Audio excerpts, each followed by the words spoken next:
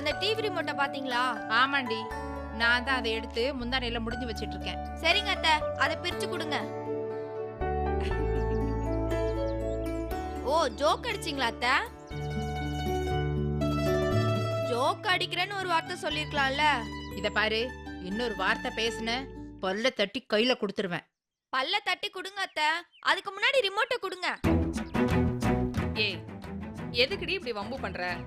இல்ல சித்தி, இன்னும் 2 நிமிஷத்துல டப்பிங் சீரியல் போட்டுருவாங்க. ஆ, புருஷனே பொண்டாட்டிய குழி தோண்டி புதைக்கிறான். குழிக்குள்ள வச்சு தொடரும்னு போட்டுட்டான். மண் அள்ளி போட்டானா இல்லையான்னு ஒரே பரபரப்பா இருக்கு சித்தி. ரொம்ப கோவக்கார புருஷனா இருப்பான் போல இருக்கு. இல்லைங்க மாமா, அவன் ரொம்ப நல்ல புருஷன் தான். அவன் பொண்டாட்டி தான் ஒரே டார்ச்சர். சும்மா நை நை நைன்னு பேசிக்கிட்டே இருப்பா. ஆமா மாமா, அவ தொல்லை தாங்க முடியாம புருஷங்கார, மாமனார், மாமியார் 3 பேரும் சேர்ந்து அவ உச்சந்தலையில நச்சுன்னு அடிக்கிறாங்க. அவ மயங்கினதும் தர தர தரன்னு காலை இழுத்துட்டு போய் குழிக்குள்ள போட்டுட்டாங்க. அவங்க மானசங்க போல இருக்கு. உன்னோட தொந்தரவு, சாரி, அந்த பொண்ணோட தொந்தரவு தாங்க முடியாம அவளை தரதரன்னு இழுத்துட்டு போய் குழிக்குள்ள போட்டாங்க போல இருக்கு. சொல் பேச்சு கேட்காத மருமகளை குழியில போட்டு மூட வேண்டியதுதான். ஆமா அத்தை. அண்ணி, விவரமான ஜோக்கெல்லாம் உங்க மருமக கிட்ட சொல்லாதீங்க, அவளுக்கு ஒன்னும் புரியாது. இவளுக்கா புரியாது? விட்டா இந்த ஊரையே வித்துருவா. இந்த டிவி ரிமோட்டை எடுத்தது நான் தான். அதை அவளும் பார்த்துக்கிட்டு தான் இருந்தா. எவ்வளவு விவரமா எங்கிட்ட கேட்காம அதை உங்ககிட்ட கேட்கறா பாரு. சுபத்ரா, அன்பு மருமகளே, மாமா, இந்தாம்மா மண்ணள்ளி போட்டானா இல்லையான்னு போய் பாருமா. மாமா சொல்லு, கடைசி கவுண்டரை நீ முடிச்சா தானே நல்லா இருக்கும். அது இல்லைங்க மாமா, நீங்க நானே மோசம் நினைச்சிட்டு இருக்கீங்க. ஆனா என்னை விட சூப்பரான மருமகா 2வதா உங்களுக்கு கிடைச்சிருக்கா. நானே பெட்டர்னு தோணுதுல மாமா. இது வரைக்கும் என் 30 வருஷ சர்வீஸ்ல நான் எவ்வளவோ பேரை பார்த்துருக்கேன். ஒருத்தர் கூட நான் பயந்ததில்ல. இந்த உலகத்திலேயே நான் பார்த்து பயப்படக்கூடிய ஒரே ஆள்னா அது நீதாம்மா.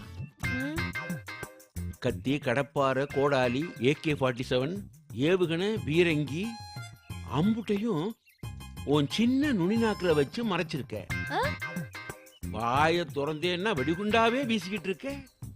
ஏய், எல்லாரும் கேட்டுக்குங்க, எனக்கு ஏதாவது ஒண்ணு ஆச்சுன்னா அதுக்கு முழுக்க முழுக்க இவதான் பொறுப்புன்னு போலீஸ்ல போய் எழுதி கொடுத்துருங்க.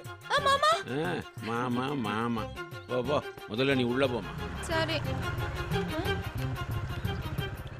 என்னம்மா எல்லாரும் வெளியே உட்காந்துருக்கீங்க? சும்மாதான்ப்பா, அப்படியே பேசிட்டு இருந்தோம். வழக்கம் போல அவங்க அண்ணி வாயை திறந்து நல்ல நல்ல வார்த்தையா சொல்லிட்டு இருந்தா. நாங்க அதை கேட்டு ரசிச்சுட்டு இருந்தோம். ஏமா அவளங்க? யார கேக்குற? அவங்களுடைய பொண்டாட்டிய தேடுறாங்க. உன் பொண்டாட்டியா? நீ காலையில கிளம்பி அப்படி போனதும் இவ இப்படி கிளம்பி வெளியே போயிட்டா. எங்க போனா? யாருக்கு தெரியும்? போனா, அவ்வளவுதான். காலையில 9 மணி ஆனா நல்ல புடவைய கட்டிட்டு மேக்கப் போட்டுட்டு கிளம்பி போயிடுறா. சாயங்காலம் 4 மணிக்கு தான் வர்றா. சரி, எங்க போறேன்னு கேட்டிருக்கலாம்ல? ஆமாப்பா, கேட்ட உடனே பதில் சொல்லிட்டு தான் மறு வேலை பாப்பா. நீ வேற, அவளை யார் கேள்வி கேட்கறது? ஏதோ அவளா பாவம் பார்த்து எங்களை இந்த வீட்டுல இருக்க விட்டுருக்கா. அதுவே பெரிய புண்ணியம். காலையில நீங்க கிளம்பி போனதும் அவ ஆத்தா வீட்டுக்கு போறா போல இருக்கு. அங்க போற மாதிரி தெரியலையே.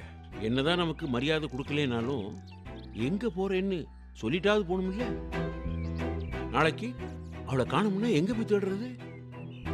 அந்த முருகேசன் பைய வாய் கூசாம நாம அவளை கொன்னு புதைச்சிட்டோம்னு சொன்னாலும் சொல்லுவான். எதுக்கும் அவ எங்க போனாலும் போற இடத்த சொல்லிட்டு போ சொல்லு. இல்ல நீயாவது கேட்டு வச்சுக்கப்பா. சரிங்க.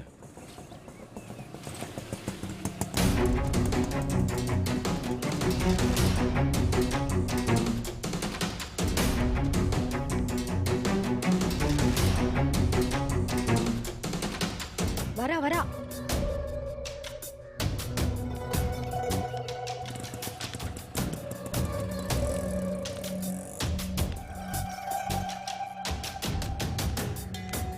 எங்க ரேவதி போயிட்டு வர? பூ பறிக்க.